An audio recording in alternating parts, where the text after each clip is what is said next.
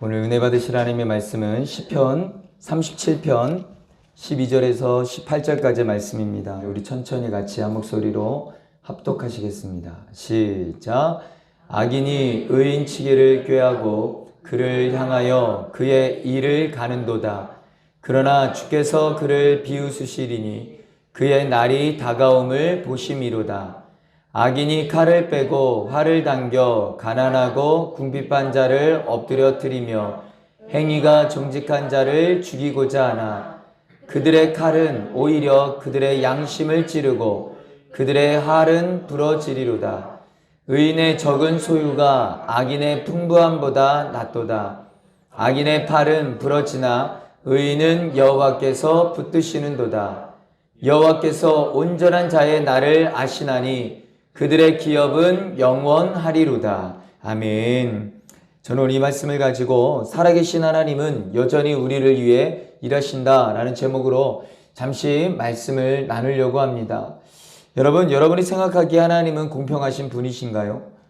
어떻게 생각하세요? 우리가 인생을 살아가면서 과연 하나님은 공평하신가? 사실 그렇게 믿음에도 불구하고 그렇게 믿고 싶지만 그럼에도 불구하고 세상에서는 너무나도 불공평한 일들이 많다는 것입니다. 누구는 태어날 때부터 금수저를 물고 태어나고 누구는 태어날 때부터 너무 가난해도 가난하게 너무 어렵게 태어나기도 합니다. 어떤 사람은 너무나도 좋은 재능을 타고나고 이렇게 태어나는 사람들도 있고 어떤 사람은 너무 평범하게 태어나기도 합니다. 사실 세상 가운데 우리가 믿음이라고 고백을 하고 하나님은 일하시고 여전히 하나님은 공평하신 분이시다라고 해서 그 송명의 시인의 공평하신 하나님은 찬양을 하지만 실질적으로 우리의 삶의 현장에서 우리가 피부로 와닿는 그 부분들은 하나님은 공평하신 분이 아니시다라는 겁니다. 왜 저 사람은 저렇게 사는데 심지어 저 사람은 교회도 안 다녀. 근데 나는 교회를 다니면서 이렇게까지 헌신하고 이렇게까지 최선을 다하는데 왜 하나님은 왜 공평하지 않으신가 라는 생각이 들 때가 참 많이 있습니다.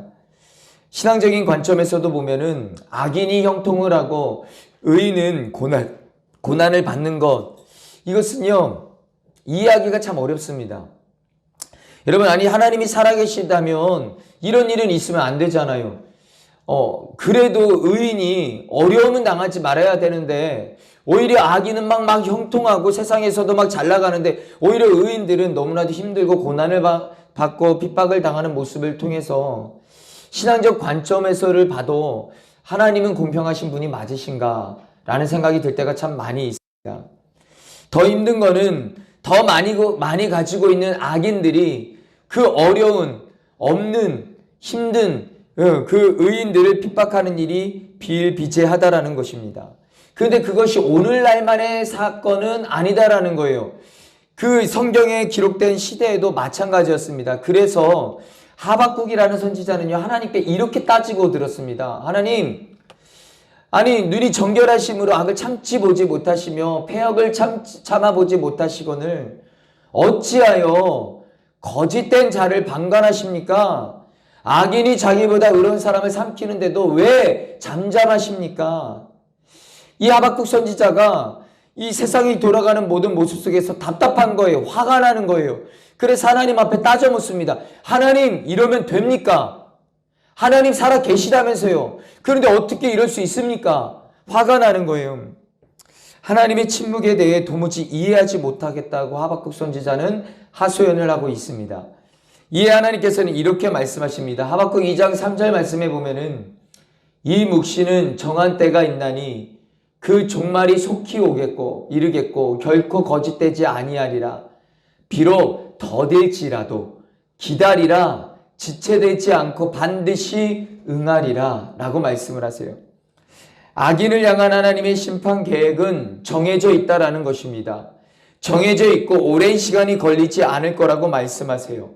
그러하기에 하나님께서는 더딜지라도 비록 그 시간이 우리가 생각하는 것과 다르게 비록 늦게 올지라도 기다리라 라고 말씀을 하십니다.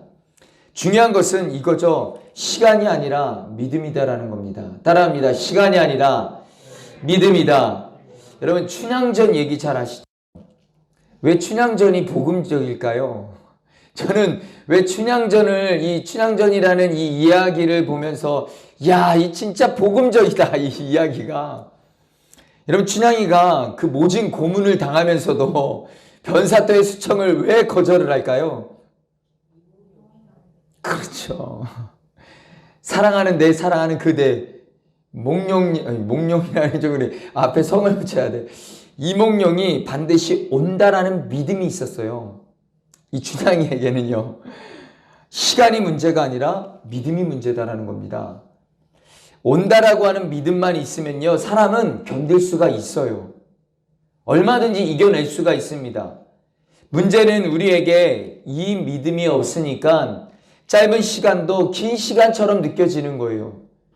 짧은 시간도 너무나도 더디게끔 우리가 느껴진다는 겁니다.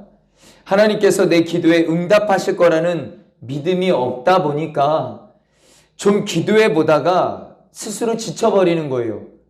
아니 내가 이렇게까지 기도를 했는데, 내가 이렇게까지 하나님 앞에 나아갔는데 하면서 지쳐버립니다. 시간이 문제도 아니고 성품의 문제도 아니고 여러분 결국은 믿음의 문제다라는 것입니다. 살아계신 하나님께서 침묵하지 않으신다라는 이 믿음이 있으면 우리는 반드시 견뎌낼 수 있다라는 것입니다.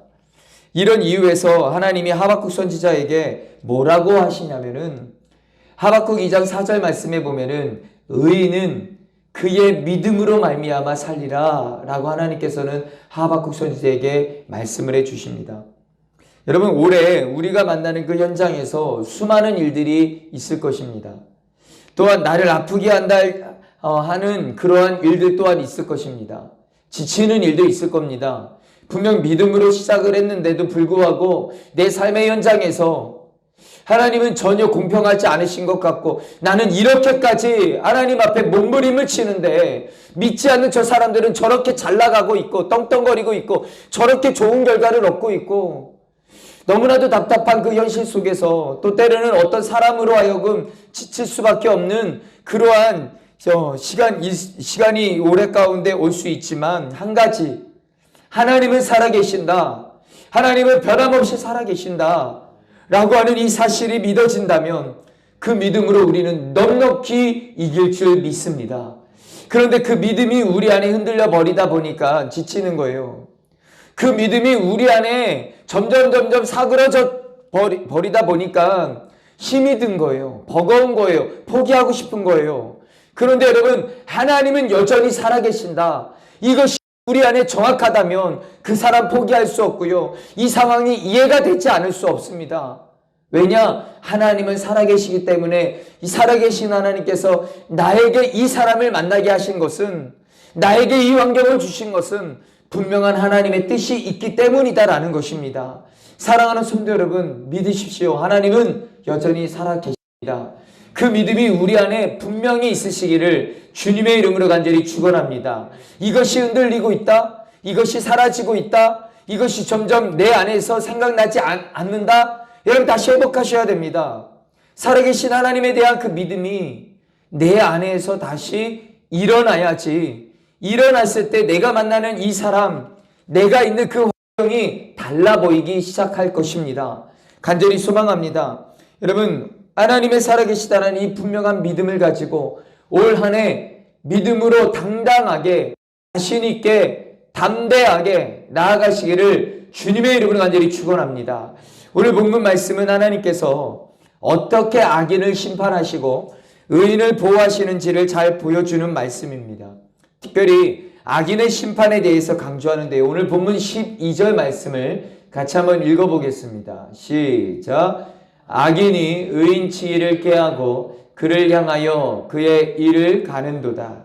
시인은 하나님께서 악인을 심판하실 수밖에 없는 그 상황이 만들어지는 중요한 출발점이 바로 악인이 의인을 미워하는 데서부터 그렇게 출발한다라고 합니다. 그리고 악인이 의인을 미워할 수밖에 없는 이유를 예수님께서는요 요한복음에 보면 이렇게 말씀을 하십니다.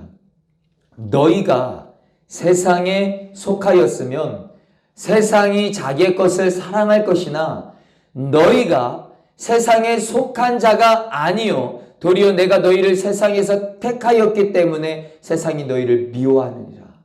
여러분, 악인이 의인을 미워하는 이유는 소속이 다르기 때문이다라는 겁니다. 악인은 세상에 속하여 있고 의인은 하나님께 속하여 있는 거예요. 그렇기 때문에 이 세상은 악한 자가 통치하기 때문에 악한 자의 통치를 받는 악인들은 너무나도 자연스럽게 당연하게 의인을 미워할 수밖에 없다라는 겁니다. 오늘날에도 세상은요, 기독교에 대해 여러분 너무 이해할 수 없는 분노를 가지고 있어요.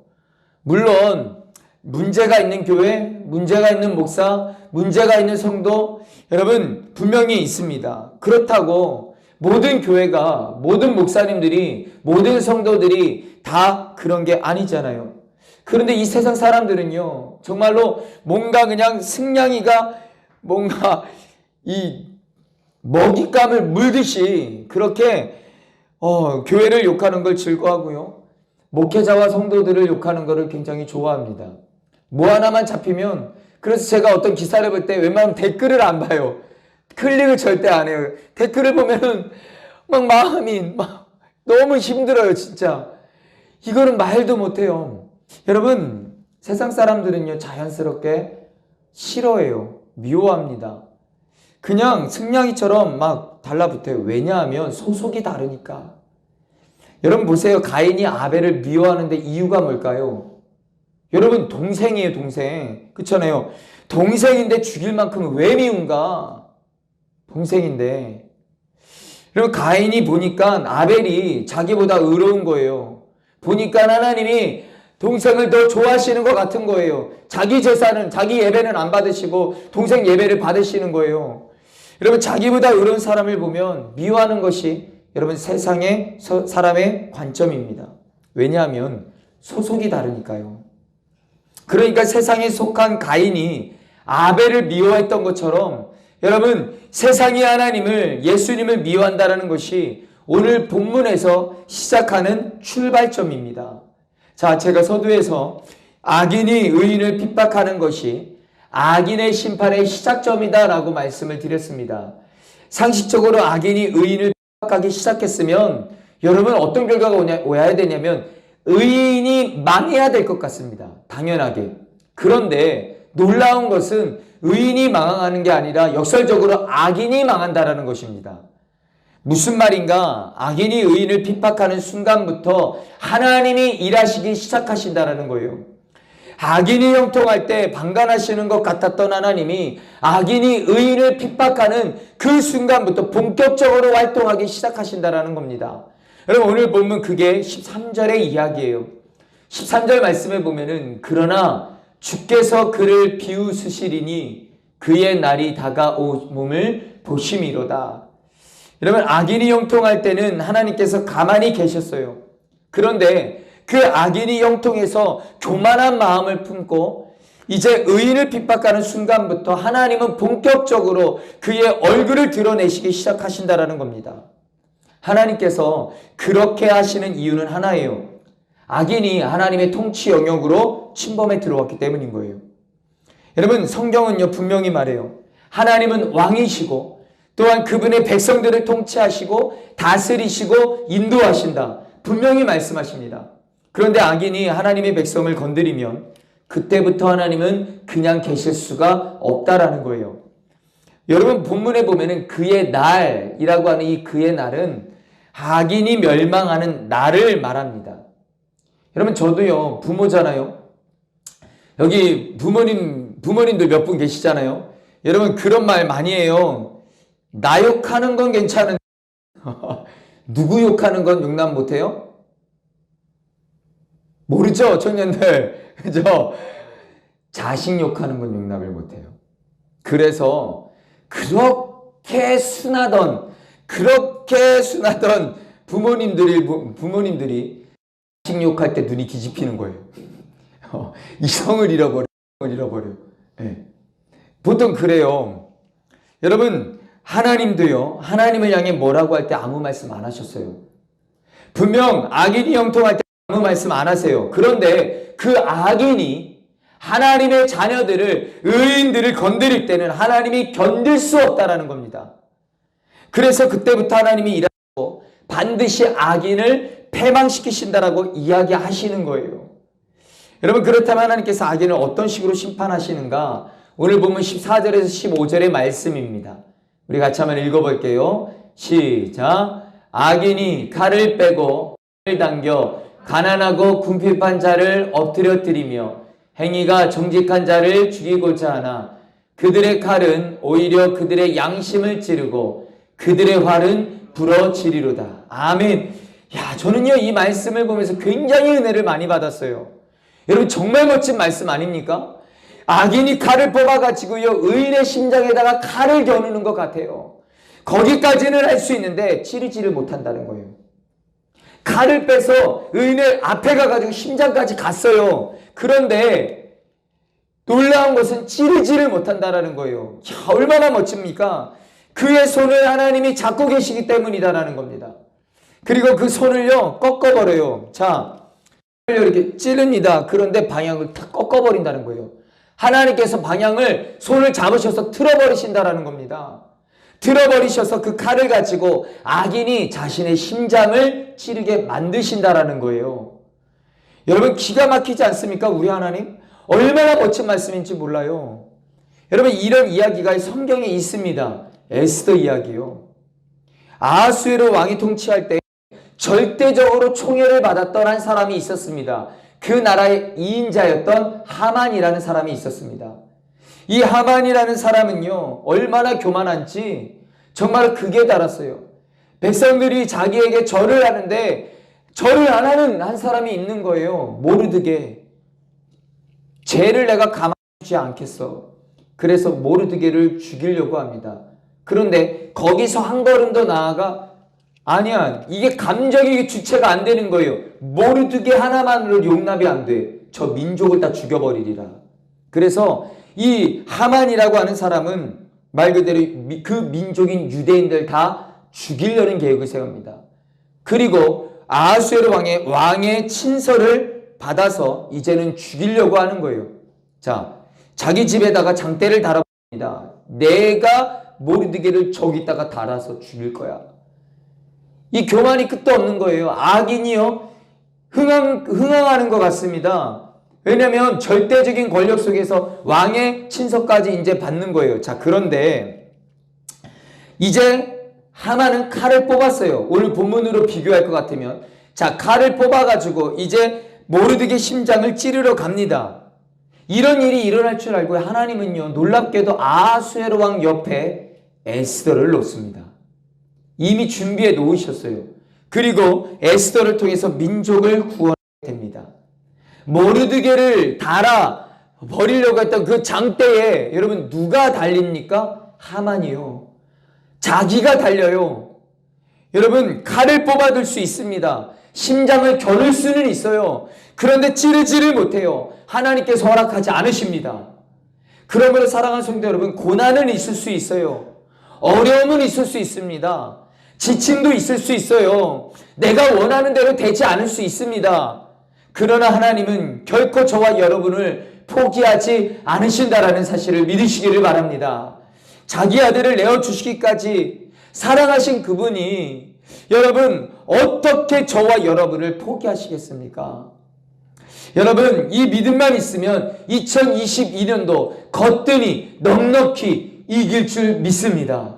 끝까지 우리가 지는 것 같아도요, 정말로 내 삶의 현장에서 주눅이 들고 뒤처지고 그러는 것 같아도요, 여러분 마지막 순간에 하나님께서 개입하셔서 하만이 장대에 달리잖아요. 결국은 그 대역전의 역사가 올해 저와 여러분의 인생 가운데 분명히 있으시기를 주님의 이름으로 간절히 축원합니다. 여러분, 역사가 영어로 뭐예요?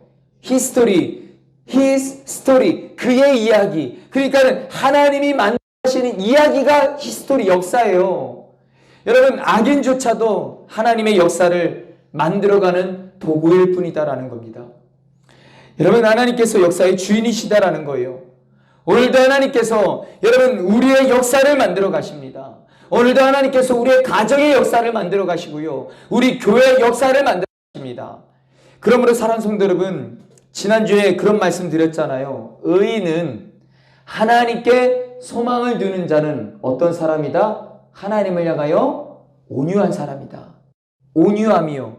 다른 게 아니라 하나님은 절대로 나를 포기하지 않으신다 라고 하는 믿는 사람이요. 하나님을 향한 온유함입니다. 여전히 그럼에도 불구하고 하나님을 향하여 하나님은 나를 포기하지 않으셔. 하나님은 여전히 나와 함께 하셔. 그 온유함이요. 당장 눈앞에는 내 상황이 진짜 원하는 대로 되지 않아요. 당장 막 큰일이 나요. 욥처럼 막 가족들이 막 다 죽고 자녀들이 막 다 죽고 재산이 다 없어지고 막 몸에는 막 건강에 막 상함이 일어나도 하나님을 향한 온유함이요. 하나님을 향한 온유함이요. 여전히 하나님은 나를 사랑하신다. 여전히 하나님은 지금 나와 함께 하신다. 여전히 하나님은 나를 지금 붙들고 계신다. 라고 하고 있는 믿는 사람이요. 그게 바로 하나님을 향한 온유함입니다. 여러분, 그런 사람은, 의인은, 하나님을 소망하는 사람은, 하나님을 향한 온유함을 가진 사람은, 사랑하는 성도 여러분, 하나님께서 반드시 일으켜 세워주실 줄 믿습니다. 바로 이 믿음에 근거하여 시편 기자는 이렇게 선언하는 것입니다. 17절 말씀 같이 한번 읽어보겠습니다. 시작. 악인의 팔은 부러지나 의인은 여호와께서 붙드시는도다. 아멘. 여러분, 그러므로 우리의 인생에서 우리에게 진짜 필요한 것은 무엇입니까? 악인보다 더 강력한 칼일까요? 악인보다 더 높은 지위일까요? 권력일까요? 악인보다 더 많은 돈일까요? 더 강력한 뭔가가 여러분 필요할까요? 성경은 우리에게 강해지라고 말한 적이 없습니다. 하나님의 강하심을 믿으라고 말을 하죠. 성경은 우리에게 유능해지라고 말한 적이 없습니다. 전능하신 하나님을 믿으라고 말을 하죠. 성경은 우리에게 많은 계획 속에서 계획적으로 살라라고 말을 하지 않습니다. 우리의 인생의 계획을 가지고 계신 하나님을 믿으라고 말해요. 사랑하는 성도 여러분, 또한 오늘 본문에 보면은 낯선 고백이 등장을 하거든요. 16절 말씀입니다. 의인의 적은 소유가 악인의 풍부함보다 낫도다. 여러분, 문맥상으로 보면은요, 악인의 심판에 대한 기록을 하고 있는데 성경을 보시면 15절에서 17절로 넘어가는 게 굉장히 자연스럽습니다. 그런데 갑자기 굉장히 생뚱맞은 이 표현이 등장을 해요. 16절에. 그러니까 시편 기자가 이 비교는 꼭 짚고 넘어가고 싶은 마음이 있었던 거예요. 적은 소유를 가지고 있는 의인이 많은 소유를 가지고 있는 악인보다 더 복이 있다라고 강조를 하고 있는 겁니다. 즉, 하나님 앞에서 절대적으로 연약한 자가 강한 자를 이기는 것, 이것이 신앙의 능력이고 이것이 신앙의 기적이다라는 것입니다. 여러분 빼기 좋으십니까? 여러분 좀 잘 사시나요? 좀 괜찮으신가요? 많은 사람들은 그런 얘기를 참 많이 합니다. 그런데 아까도 아침에 저희 아내랑 그런 얘기를 했어요. 누군가를 얘기하면서 어제 얘기했었나? 밤에? 이게 밤인지 아침인지 구분이 안 돼. 하도 그런 얘기를 했어요. 아무것도 부족하니까 그렇게 열심히 하나님 앞에 하는 거라고. 부족하고 연약하고 없고 하니까 의지할 것이 여러분 우리는 하나님밖에 없는 거예요. 저는요, 그래서 우리 어머니께 굉장히 감사했어요. 저희 어머니는요, 지금도요, 항상 저한테 미안해요.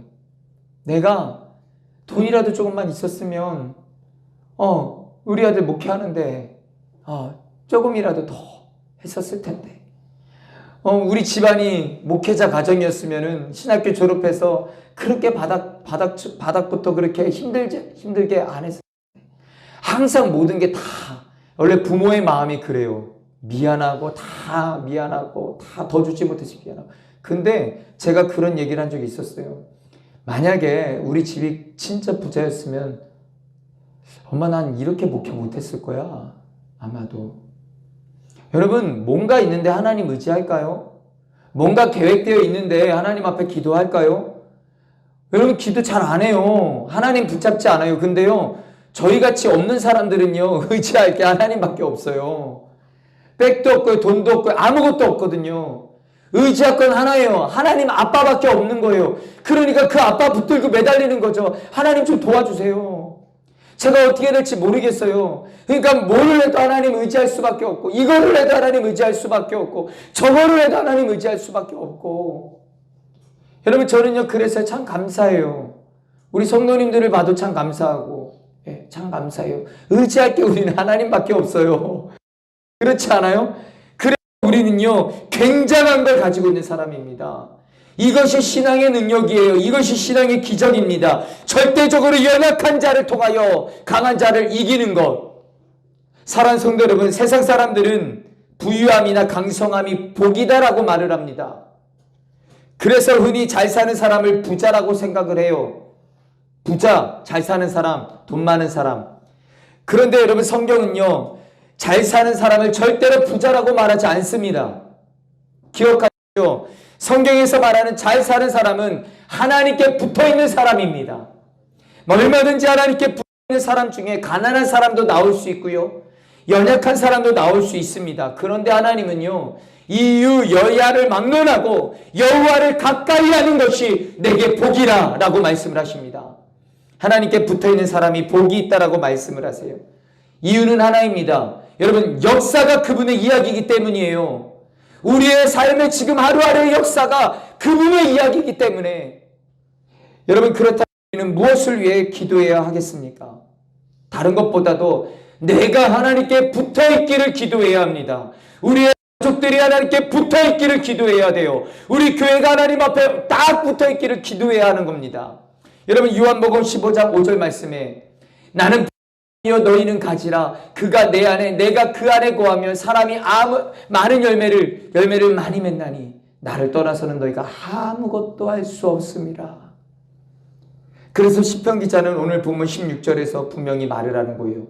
의인의 적은 소유가 악인의 풍부함보다 낫도다. 올해 그 무엇보다 하나님이 내 안에 계신다. 하나님이 우리 가정 안에 계신다. 하나님이 우리 교회 안에 계신다. 이 은혜를 가지고 2022년도를 살아가시기를 주님의 이름으로 간절히 축원합니다. 말씀을 정리합니다. 세상을 보면 하나님을 의지하고 있는 사람보다 하나님을 떠나 있는 사람들이 훨씬 더 복을 받고 사는 것 같습니다. 그렇지 않아요? 사실 그래요. 저도 어렸을 때부터 그거를 굉장히 많이 느꼈거든요. 저는 아니, 우리 엄마는 저렇게 교회에 가서 저렇게 헌신을 하고 저렇게 진짜 우리는 그런 가정인데, 와, 왜 우리 집은 이럴까? 왜 저희 집은 저렇게 행복한 것 같고 저렇게 잘 살지? 너무 부러운 거예요. 아니, 쟤네는 막 잘해. 공부도 잘해. 뭐도 잘해. 다 잘 돼. 너무 비교가 되는 거예요. 대학을 갔어요. 대학을 갔는데도 야, 이제 제가 기숙사에 있다 보니까 타학과 친구들도 굉장히 많이 있는 거예요. 같이 사니까. 근데 야, 쟤네는 믿지도 않는데 너무 잘 나가는 거예요. 왜 하나님을 믿고 하나님을 의지하는 사람들보다 하나님을 떠나 있는 사람들이 왜 복을 더 받고 있는 것 같지? 더 잘 되지? 공부도 더 잘하고 막 석사, 박사 막 촉촉촉 올라가고 왜 이렇게 잘 될까? 그것보다 더 이해할 수 없는 것은요, 그런 사람들이 의인을 핍박할 때요, 하나님을 모르는 사람들이 하나님을 믿는 사람들을 막 괴롭힐 때요. 참, 오늘 본문은 뭐라고 얘기하냐면 그래도 믿어야 된답니다. 그럼에도 불구하고 믿어야 된답니다. 그렇게 얘기하는 거예요. 왜냐하면 우리 하나님은 절대로 침묵하지 않으신다라는 거예요. 악인이 일하는 순간 침묵하지 않으시고 하나님도 함께 일하신다는 것입니다. 여러분, 하나님은 살아계시는 하나님이십니다. 그 하나님이 우리 안에서 일하시지 그들 안에서 일하지 않으세요. 기억하세요. 절대로 우리 하나님은 우리 안에서 우리를 통해 일하시지 저들을 통해 일하지 않으세요. 그러므로 우리는 우리를 위해, 우리 자녀를 위해, 우리 가정을 위해, 우리 교회를 위해 기도할 때 하나님의 살아계심에 대한 분명한 믿음을 부어주시라고, 그 살아계신 하나님이 우리를 위해 일하신다는 이 믿음을 부어주시라고 우리는 기도해야 할 것입니다. 오늘 말씀의 제목을 기억하시면서 마지막으로 한번 따라해보고 우리 같이 좀 기도했으면 좋겠습니다. 같이 한번 선포합니다. 살아계신 하나님은 여전히 우리를 위해 일하십니다. 아멘이십니까? 여러분, 살아계신 하나님은 여전히 우리 안에, 우리의 인생 안에, 우리 가정 안에, 우리 교회 안에 일하시는 분이십니다. 그 하나님과 함께 동행하는 저와 여러분 되시기를 주님의 이름으로 간절히 축원합니다. 이 시간 좀 같이 좀 기도했으면 좋겠습니다. 사실 이 땅에서 믿음을 지키는 것이 그리 쉽지 않습니다. 우리가 항상 얘기하는 것처럼 그들과 함께하지 않으면 뒤처지는 것 같고 외면당하는 것 같고, 그래서 사람들은요 그 관계 때문에 죄 가운데 나갈 때 참 많습니다. 이렇게 안 하면 뭔가 그 얘기는 뭐냐면 그들이 하나님보다 더 큰 거예요. 그래서 우리는 너무나도 쉽게 세상에서 합리화하며 세상에서 그렇게 타협하며 살아갑니다. 왜 이렇게 부럽죠? 저들의 삶이 왜 이렇게 부럽죠? 왜 저 가정이 그렇게 부럽죠? 여러분, 우리 하나님이 그런 하나님이십니까? 그들의 잘됨이 왜 이렇게 부럽죠? 왜 부러운 마음이 우리 안에 있죠? 우리 하나님이 그런 하나님이십니까? 여러분, 마음 가운데 절대 의심과 상함으로 나아가지 마십시오. 하나님은 여전히 살아계시고 지금도 여전히 우리를 붙들고 계십니다. 이 시간 그 믿음을 고백했으면 좋겠습니다. 하나님, 내가 있는 그 삶의 현장에서 자꾸 흔들립니다. 왜 자꾸 환경에 따라 내 마음이 흔들리고 왜 사람들의 말에 따라 이렇게 내 마음이 흔들릴까? 하나님, 우리에게 하나님의 살아계심에 대한 분명한 믿음을 부어주십시오. 여전히 우리를 위해 일하신다라는 이 믿음을 부어주십시오. 여전히 앞으로도 우리의 삶 가운데 살아계신 하나님이 일하신다라는 그 믿음으로 내가 나아갈 수 있게 해주십시오. 흔들리지 않게 하시고 하나님 정도의 길을 걸어가는 굳건한 만석에 세워져 그렇게 나아가는 우리가 될 수 있게 달라고 우리 주님의 이름 한번 부르시고 동서로 기도하겠습니다. 주여!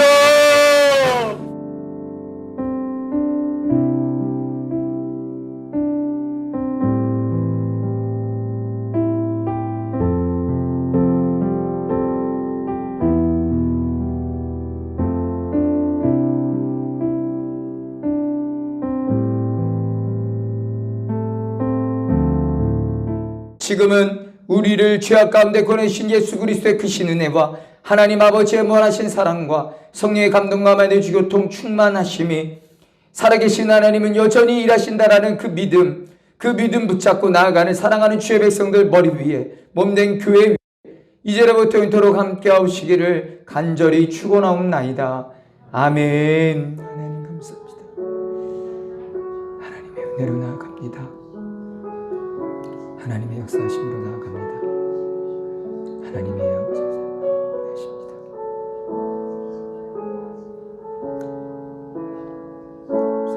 할렐루야. 우리 예배를 받으시 하나님께 영광의 박수 올려드리겠습니다.